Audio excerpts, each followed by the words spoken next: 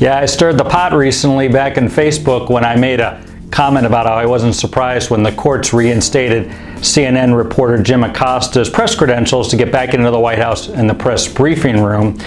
In fact, I was shocked it took as long as it did. It's also a clear indication of what not to do for organizations that are dealing with what they believe to be an adverse press environment.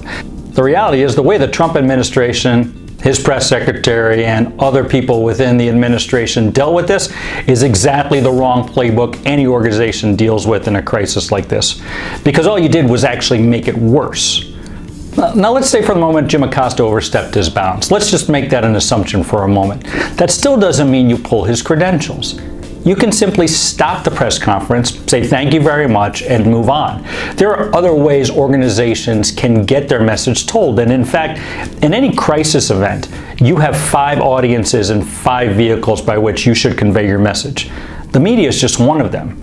You have your own social media. You have email newsletters. You have pay-per-click advertisements. You have direct communications and town hall meetings with constituents that include your employees, your customers, your investors and partners, and other stakeholders who have a vested interest in your company. Using the media is an important, and I would suggest an essential element, but it's just one.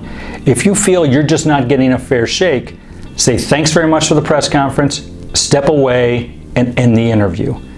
Do so in a professional manner. Do so with the full understanding you feel you are not being able to give your side of the story, and you're not being able to get a chance to actually be heard, or at least be listened to in a manner that's consistent with an objective press corps.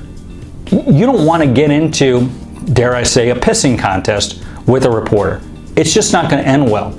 At best, all you're going to do is have the other side continue to come at you because they feel they've got you on the ropes, or they feel you've got something to hide. It isn't going to get any better.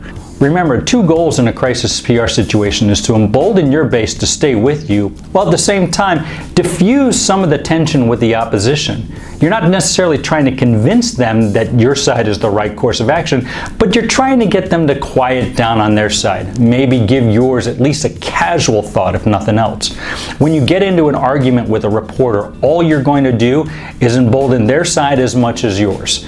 And all that does is put you in a street fight, and this news cycle will continue. And ultimately, the other side will win, or at least cause you to have to spend a lot of time and money to diffuse a situation. A crisis PR event can cause a company, on average, $500,000 in lost productivity, lost revenue, and lost brand recognition. Arguing with a reporter only increases that fee and ultimately does you no service. Remember that the next time you feel like you're in an adverse press environment.